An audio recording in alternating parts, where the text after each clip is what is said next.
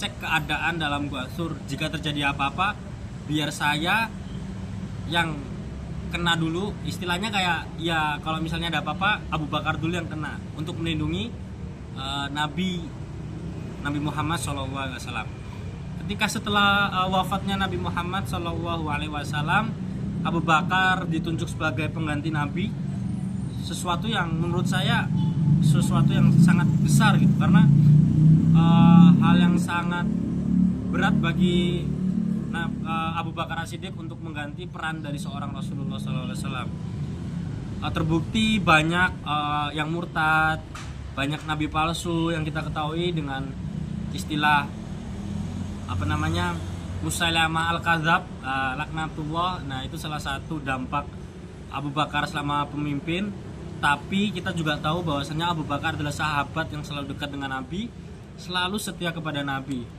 Jadi Abu Bakar semasa hidupnya termasuk pemeluk Islam pertama, sahabat dan terdekat Nabi. Habis itu ayah dari Aisyah, istrinya Nabi Muhammad. Memimpin umat Islam menghadapi pemberontakan, perang Ridho, dan memulai kodifikasi Al-Quran. Itu salah satu bentuk-bentuk kepemimpinan Abu Bakar pada masa Khulafaur Rasyidin yang pertama. Yang kedua yaitu Umar bin Khattab. Kita semua tahu siapa yang nggak kenal Umar. Salah satu dulu sebelum dia masuk Islam sangat menentang agamanya Rasulullah SAW hingga ingin mempunyai niatan untuk membunuh Nabi. Namun dengan hidayah dari Allah Subhanahu Wa Taala, dengan satu kalimat yaitu yang bernama Toha, hati seorang Umar yang bisa mengalahkan singa, yang bisa mengalahkan harimau, yang bahkan dikatakan dalam riwayat yaitu bisa seimbang lawan paman Nabi Hamzah bin Abdul Muthalib.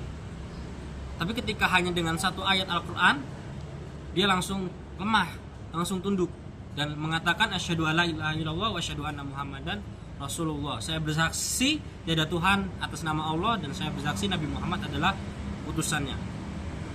Ketika Nabi Muhammad meninggal, Umar salah satu yang sangat keras menentang Rasul bahwasanya telah meninggal.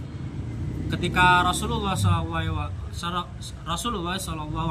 wafat, Umar mengatakan bahwasannya siapa yang mengatakan Nabi Muhammad Rasulullah SAW Muhammad bin Abdullah meninggal, maka akan kutebas kepalanya. Tapi dengan kelemah lembutan Abu Bakar mengatakan, ya Umar, ketika siapa yang beriman kepada Nabi, maka niscaya dia akan kembali kepada Allah dan dia tidak abadi. Tapi siapa yang beriman kepada Allah dan iman kepada Rasulnya, dia adalah Tuhan yang sangat abadi. Begitu ketika mendengar kata Abu Bakar mengatakan seperti hal itu, Umar tertunduk lesu dan menangis sejadi-jadinya. Dalam kepemimpinan Umar, salah satu dampak besarnya yaitu memperluas kekuasaan pada waktu saat itu. Dan di Umar itu, di bawah kepemimpinannya, wilayah Islam berkembang pesat, menaklukkan kekaisaran Persia yang pada saat itu rivalnya yaitu Romawi. Ya, kita ketahui bahwasanya dulu hanya ada dua negara, yaitu kalau nggak Persia ya Romawi. Namun dengan kepemimpinannya Umar, Persia bisa dikalahkan dan sebagian besar Bizantium. Umar itu salah satu khalifah yang sederhana ketika dia menjabat. Ketika ada satu riwayat kisah menceritakan bahwasanya ketika ingin membebaskan Palestina, atau bisa kita Masjidil Aqsa, pada waktu itu Umar dengan temannya, sahabatnya itu menuju ke arah Masjidil Aqsa yang beribu-ribu mil. Dan pendeta itu mengatakan, saya ingin ketemu pemimpin besar umat pada saat itu, yaitu Umar bin Khattab. Ingin memberikan kuncinya, langsung datang situ. Tapi ketika sampai, Umar ini dan sahabatnya mempunyai kayak sesuatu, kalau misalnya dalam perjalanan selama beberapa jam itu bergantian. 6 jam misalnya, 12 jam Umar di atas unta dan temannya berjalan, begitupun sebaliknya. Namun ketika sampai di sana, yaitu giliran Umar yang membawa untanya. Jadi yang pemegang kunci Masjidil Aqsa ini mengatakan bahwasanya Umar itu yang di atas unta, padahal tidak. Begitu sederhananya Umar bin Khattab. pada saat waktu itu.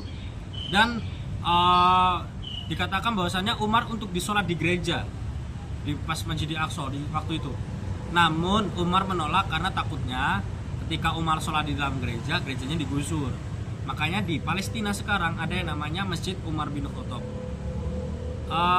Umar bin Khattab meninggal karena dibunuh oleh Abu Lu'lu'ah. Lu'lu'ah itu artinya mutiara. Kalian bisa cek di surat Ar-Rahman, itu ada juga kata Lu'lu'ah artinya juga mutiara. Dibunuh, ditikam karena mungkin ya banyak yang nggak suka sama Umar karena ketegasannya, karena juga menaklukkan Persia pada waktu itu. Setelah Umar bin Khattab meninggal, langsung diganti oleh Utsman bin Affan, salah satu sahabat Nabi yang sangat dermawan, yang sangat kaya raya, hingga kita tidak bisa menghitung kekayaannya hingga saat ini. Dikatakan dalam riwayat bahwasanya Utsman bin Affan itu membeli sumur dari Yahudi. Kita tahu Yahudi orangnya sangat keras kepala, dia sangat membenci Islam lah pada waktu itu. Dia membeli sumur untuk umat Islam, dan yang harganya itu ya bisa dikatakan cukup mahal pada waktu itu. Jadi Utsman itu dia berdakwah menggunakan hartanya. Salah satu contoh, jika ada mengatakan bahwasannya kita itu tidak butuh harta, kita itu nanti juga di akhirat tidak butuhin. Nah, itu jangan salah. Karena dulu perjuangan sahabat-sahabat Nabi itu menggunakan salah satunya harta, yaitu sahabat Utsman bin Affan dan Abdurrahman bin Auf.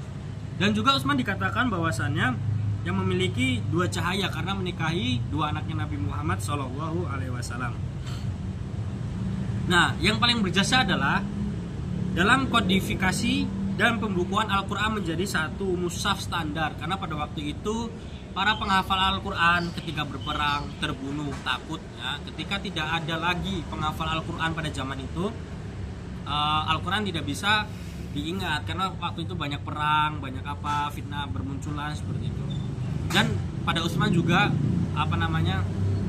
banyak kayak konflik ya, konflik juga antara lain kayak nepotisme. Nah, seperti itu. Namun ternyata banyak kesalahpahaman antara konflik itu konflik dari Utsman. Makanya Utsman juga terbunuh pada saat membaca Al-Quran. Yang terakhir, Ali bin Abi Thalib, khalifah keempat, sepupu dan menantunya Nabi Muhammad SAW, yang mempunyai istri namanya Fatimah bin Muhammad bin Abdullah. Ali adalah sesosok pemuda yang sangat pintar. Dia kalangan pertama dari golongan pemuda yang masuk Islam, dalam golongan yang paling muda. Ali ini orangnya sangat pintar dan dia juga hebat dalam berperang, ahli strategi. Dalam khalifah keempat juga banyak momen-momen yang bisa membanggakan. Contohnya kayak sebagai penulis wahyu dan sekretaris Nabi, serta terlibat dalam berbagai perang penting. Habis itu dikenal tegas dan menegakkan keadilan dan memberantas korupsi. Wafat akibat dibunuh oleh kelompok Khawarij di Kufah.